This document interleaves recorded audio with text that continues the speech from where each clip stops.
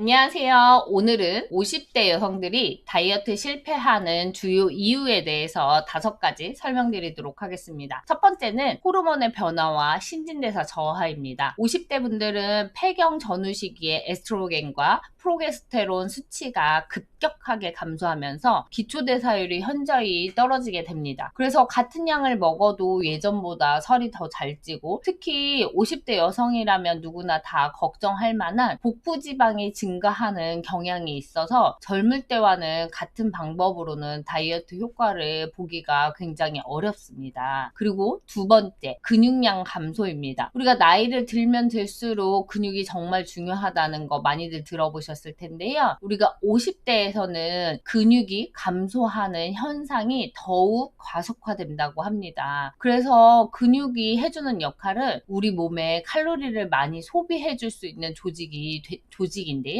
이 근육량이 줄어들게 되면 기초대사량도 함께 감소하게 되고, 그러다 보니까 내가 칼로리를 소비할 수 있는 근육이 줄어들기 때문에 다이어트 효과가 떨어질 수밖에 없습니다. 게다가 세 번째는 스트레스와 수면 부족입니다. 갱년기 증상으로 여성분들이 가장 많이 얘기하는 것 중에 하나가 바로 저는 잠을 밤에 못 자요 라는 얘기들을 많이 하시는데요. 이렇게 밤에 잠을 잘 못 자다 보니까 낮에 일어나서 활동을 할 때도 스트레스가 많이 쌓이게 되고, 게다가 내가 이제 50대에는 아이도 돌봐야 하지만 부모님까지 책임져야 하는 경우들이 많이 생기기 때문에 여기서 오는 스트레스 또한 많이 늘어나게 되는데요. 이런 스트레스가 많이 늘어나게 되면 우리가 코르티졸 분비를 증가시키기 때문에 식욕을 증진시키고 복부 지방이 축적되게 됩니다. 그래서 우리가 보다 보면 이렇게 스트레스와 수면 부족이 오다 보면 우리의 호르몬의 균형이 깨져서 식욕 조절 또한 어려워지게 됩니다. 그래서 내가 밤에 먹지 말아야 하는데 나도 모르는 사이에 이미 밥을 비비고 있다던가 이럴 수 있겠죠. 그리고 네 번째로는 이런 나 자신이 너무나도 싫어지기 때문에 극단적이고 지속이 불가능한 다이어트 방법을 계속 시도하게 됩니다. 빠른 시간 안에 결과를 나타났으면 좋겠고 하다 보니까 무리하게 식단을 제한한다던가 또는 과도하게 운동을 시도해서 중도에 포기하는 경우가 많이 생기는데요. 이게 젊을 때는 우리가 이렇게 무리하게 해도 다이어트를 잘 할 수 있지만 나이를 먹으면서는 내 몸에 맞게끔 해야지 실패를 하지 않을 수 있습니다. 그리고 다섯 번째는 사회적인 환경이나 생활 패턴의 제약입니다. 우리가 자녀도 돌봐야 되고 부모님도 돌봐야 되고 직장 업무에 대한 이런 스트레스라던가, 그리고 규칙적으로 제가 운동을 할 수 있는 시간을 내 맘대로 정할 수 없고 식단 관리도 내 맘대로 할 수 없는 상황들이 점점점 늘어나다 보니까 다이어트를 실패할 수밖에 없죠. 왜냐면 아이들이 늦게 들어와서 밥을 달라고 하면 주다가 나도 모르게 같이 밥을 먹고 있다던가, 아침에는 너무 바빠서 나도 모르게 그냥 굶고 출근한다던가, 이래서 이 다이어트를 실패하는 경우들이 굉장히 많은데요. 이러한 원인들을 내가 나의 자신을 제대로 이해하고 50대 여성들은 신체적, 심리적인 특성에 맞게끔 다이어트를 시도하시는 것이 가장 중요하다고 볼 수 있습니다. 그래서 다음에는 제가 다이어트를 잘 할 수 있는 방법에 대해서 또 알려드리도록 하겠습니다. 감사합니다. 안녕하세요. 오늘은 제가 50대 여성이 다이어트를 성공적으로 할 수 있는 방법 5가지에 대해서 알려드리도록 하겠습니다. 첫 번째는 우리가 지속 가능한 식단으로 개선하기입니다. 극단적인 식단으로 너무 제한해서 하시는 것보다는 평소에 매 끼니 단백질 섭취를 늘려주고 정제된 탄수화물은 줄이는 방향으로 가는 거죠. 그래서 내가 평소에 많이 먹던 밀가루라던가 과자라던가 아무 생각이 없이 먹었던 이런 것들을 줄여주고요. 매 끼니 단백질을 최소한 20g에서 25g 정도 포함해서 식사를 한다던가 하게 되면 근육량 유지에도 도움을 주고 다른 탄수화물이라던가 당 섭취를 줄일 수 있게 되므로 식사량도 조금씩 줄어들게 됩니다. 그래서 내가 하루에 한두 끼 정도는 영양 보충으로 쉐이크라던가 이런 걸 하면서 대체해서 먹음으로 인해서 칼로리 조절에도 효과적으로 하실 수 있습니다. 그래서 저 같은 경우에는 허벌라이프 쉐이크로 아침 저녁을 대체하게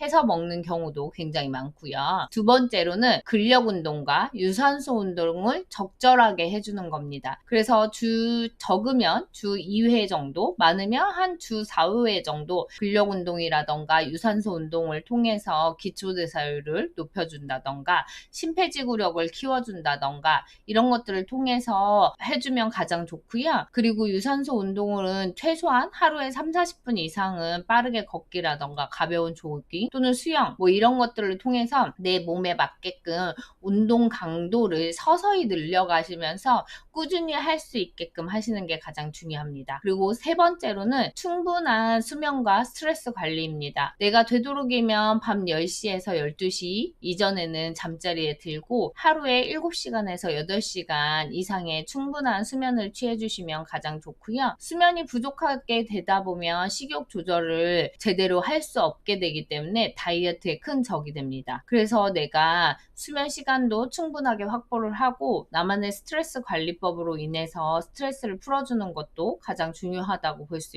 있습니다. 그리고 네 번째로는 내가 현실적인 목표를 정해서 차근차근 밟아가는 것입니다. 내가 한 달에 10kg 빼고 싶어요 라고 해서 50대 여성이 한 달에 10kg를 빼는 건 쉽지 않죠. 그래서 한 달에 뭐 1, 2kg 또는 2, 3kg 많이 빼면 한 4, 5kg 이렇게 목표를 정해서 나의 몸에 맞게끔 내 컨디션에 맞게끔 정하는 게 가장 좋으시고요. 그래서 한두 달 안에 모든 다이어트를 다 끝내겠다 보다는 최소한 3개월에서 6개월 정도에 걸쳐서 천천히 진행하시는 게 가장 좋고 체중보다는 체지방률에 집중해서 그리고 허리둘레 사이즈라던가 옷을 입었을 때 사이즈에 집중해서 다이어트를 하시는 게 가장 좋습니다. 그래서 내가 완벽하게 모든 걸 끝내려고 하는 것보다는 내가 좀 덜 완벽한 것 같지만 꾸준히 할 수 있는 것들을 찾으시는 게 가장 좋고요. 그러다 보면 다섯 번째는 생활 패턴을 최적화해주게 되면 이렇게 꾸준하게 하실 수 있습니다. 내가 너무 바쁘고 내 일상에서 나를 위한 시간을 낼 수 없다라고 하시는 분들도 많이 계시겠지만 그 틈새에 나를 위한 시간을 만들고자 하면 만드실 수 있거든요.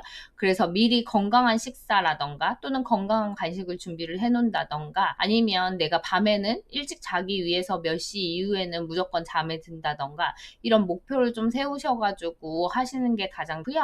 혼자서 하는 건 너무나도 힘들다라고 하시는 분들은 저처럼 이렇게 전문가와 함께 다이어트 하시기를 권해드리겠습니다. 저희 도움이 필요하시다면 언제든 연락 주시고요. 좋아요와 구독도 부탁드리겠습니다. 감사합니다. 안녕하세요. 오늘은 50대 분들이 다이어트 할 때 중요하게 관리해야 하는 혈당 관리에 대해서 노하우를 알려드리도록 하겠습니다. 다이어트 할 때 혈당 관리는 정말 중요한 포인트인데요. 우리가 혈당이 급격하게 오르락 내리락 하게 되면 인슐린 분비가 불안정해져서 지방 축적이 쉬워지고 식욕 조절도 어려워지게 됩니다. 그래서 우리가 혈당 관리를 안정화되게끔 해주려면 그 노하우 중에 첫 번째는 식사 타이밍을 제대로 구성하는 것입니다. 우리가 공복 시간이 너무 길어지게 되거나 하게 되면 혈당이 갑자기 급격하게 떨어졌다가 다시 식사를 막 폭풍하게 되면 내가 혈당이 또 급격하게 올랐다가 할 수 있기 때문에 한 3, 4시간 정도 소량으로 당이 낮은 음식들을 자주 먹어주는 것이 좋습니다. 그러다 보면 당이 낮은 음식에는 뭐가 있지? 라고 하실 텐데요. 단백질이라던가 식이섬유가 풍부한 음식을 일단 먼저 드시고 그리고 나서 나중에 탄수화물 섭취를 하시게 되면 혈당 상승을 천천히 할 수 있게 도와줄 수 있습니다. 그리고 두 번째로는 GI 지수라고 해서 당 지수를 활용하는 방법입니다. 같은 탄수화물이라고 해도 혈당을 올리는 속도가 굉장히 다르거든요. 그래서 현미나 귀리, 고구마 같은 저당 식품 같은 경우에 선택을 많이 해주시고 흰 쌀밥이라던가 빵이라던가 튀긴 음식 이런 것들은 더 당지수가 높기 때문에 피해 주시는 것이 좋습니다. 그래서 우리가 식사 전후로 해서 식사 전후에 30분 전에 수분 섭취를 충분히 해주시고 식사 후에는 내가 한 10분에서 20분 정도 가볍게 산책을 하게 되면 혈당이 급격하게 오르는 것을 막아줄 수 있고요. 식사 후에 바로 눕거나 앉아있기보다는 내가 활동을 해주는 것이 도움이 됩니다. 그리고 늘 얘기했던 것 중에 하나가 스트레스와 수면 관리입니다. 스트레스를 많이 받게 되면 우리가 호르몬 중에서 코르티졸 호르몬이 부족하게 되기 때문에 우리 혈당 조절에 방해가 되게 됩니다. 그래서 충분한 수면과 스트레스 관리가 필수입니다. 그리고 가능하다면 혈당 측정기를 이용하셔서 본인의 혈당 패턴을 파악해 보시면 가장 좋습니다. 어떤 음식을 내가 섭취했을 때 혈당이 많이 올랐는지, 언제 혈당이 급격하게 떨어졌는지 이런 것들을 알고 관리하게 되면 내 몸에 맞게끔 관리를 해주실 수 있고요. 저 같은 경우에는 매 끼니 단백질을 챙겨 먹거나 식이섬유를 챙겨 먹는 게 좀 귀찮다 할 때는 허벌라이프 쉐이크와 허벌라이프 식이섬유를 같이 섭취함으로 인해서 혈당 관리에 힘을 쓰고 있거든요. 그래서 여러분들이 내가 다이어트뿐만 아니라 당 관리는 굉장히 중요하잖아요. 그렇기 때문에 이렇게 혈당 관리할 수 있는 노하우가 필요하시다면 언제든지 지니코치에게 연락 주시고요. 여러분들이 이 영상이 도움이 되셨다면 좋아요와 구독도 부탁드리겠습니다. 감사합니다. 안녕하세요. 지니부부TV의 지니코치입니다. 오늘은 60대 여성분들의 피부 관리를 위해서 필수 영양 성분에 대해서 말씀드리려고 하는데요. 제가 지금 40대 중반인데 저는 오히려 20대 때보다 지금이 더 피부 좋다는 얘기를 많이 듣는 것 같아요. 20대 때는 제가 엄청 열심히 피부 관리를 했는데도 불구하고 왜 이렇게 피부가 늘 건조하고 안 좋을까라는 생각을 해봤는데요. 제가 이렇게 다시 20대보다 20년이 지난 지금 피부가 좋아진 노하우에 대해서 알려드리도록 하겠습니다. 첫 번째는 콜라겐입니다. 콜라겐 섭취를 제대로 하게 되면 우리 피부에도 장벽이 있는데 그 장벽과 장벽들의 사이사이에도 콜라겐을 제대로 채워줘야지만 내가 이렇게 탄력적인 피부를 가질 수 있게 되는데요. 이 피부를 갖기 위해서는 콜라겐을 제대로 섭취를 해주셔야 합니다. 그런데 콜라겐을 섭취할 때는 비타민C와 함께 섭취를 하셔야 훨씬 더 흡수가 잘 되고요. 그래서 콜라겐과 비타민C가 같이 들어간 제품들을 드시는 게 가장 좋고요. 그리고 하루에 1000mg 이상을 섭취하되 한 번에 너무 과다하게 섭취하시는 것보다는 조금씩 나누어서 드시는 게 오히려 더 효과적일 수 있습니다. 그래서 내가 일반 음식으로 섭취하시게 되면 키위라던가 브로콜리, 생선, 파프리카 이런 걸로 해서 비타민C와 함께 내가 콜라겐도 같이 섭취하시게 되면 가장 좋고요. 나는 이런 것들을 몇 끼니 먹기가 너무나도 힘들다라고 하시는 분들, 또는 이것만으로는 내가 섭취가 부족하다라고 하시는 분들은 콜라겐을 영양소로 섭취하시기를 권해드립니다. 허벌라이프 제품 같은 경우에는 콜라겐과 비타민C가 함께 들어가 있어서 따로 비타민C를 챙겨 드시지 않아도 흡수가 굉장히 잘 된다는 점 아시면 되실 것 같고요. 그리고 두 번째로는 오메가3 지방산입니다. 피부 장벽의 기능에도 우리가 염증 완화를 해줘야 하거든요. 그래서 EPA라던가 DHA를 합쳐서 하루에 1, 2g 정도는 섭취를 하셔야 되는데 등푸른 생선을 주 2, 3회 드신다던가 아니면 내가 아마씨라던가 호두, 견과류를 통해서 섭취하는 것도 좋긴 하지만 내가 이렇게 몇 끼니 먹는 것도 나는 힘들다. 요즘에 날씨도 더운데 생선 구워 먹기, 쪄먹기 너무 힘들다라고 하시는 분들은 오메가3를 함께 드시기를 권해드리는데 오메가3를 드실 때는 너무 저렴하게 판매하는 제품보다는 좋은 기름으로 만든 오메가3를 드시기를 권해드립니다. 왜냐하면 원료 자체가 다르기 때문에 내가 어떤 걸 먹느냐에 따라서 내 건강이 좌지우지 되겠죠.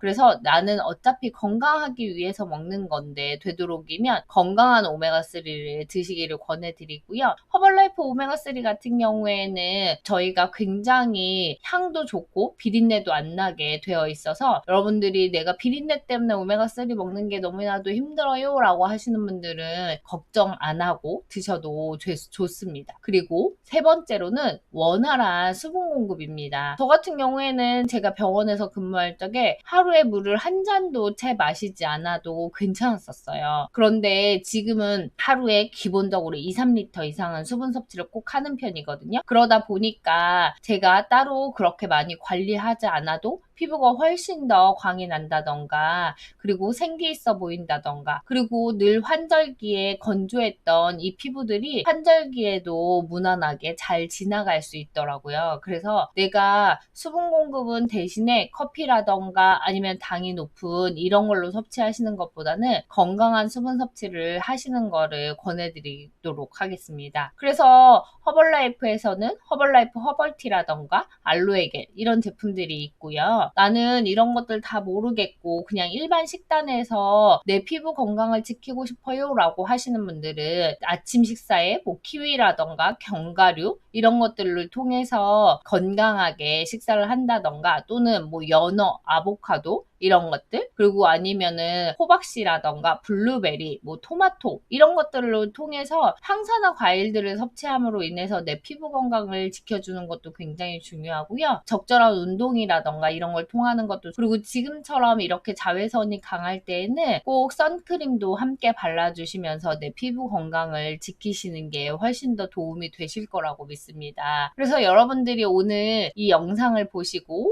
도움이 되셨다면 좋아요와 구독 부탁드리고요. 지니코치에게 궁금한 게 있다면 댓글창에 남겨주시면 제가 다음 영상에서 또 그 주제로 만나 뵙도록 하겠습니다. 여러분들 더위에 더위 안 먹게 조심하시고요. 오늘도 즐거운 하루 보내세요. 감사합니다.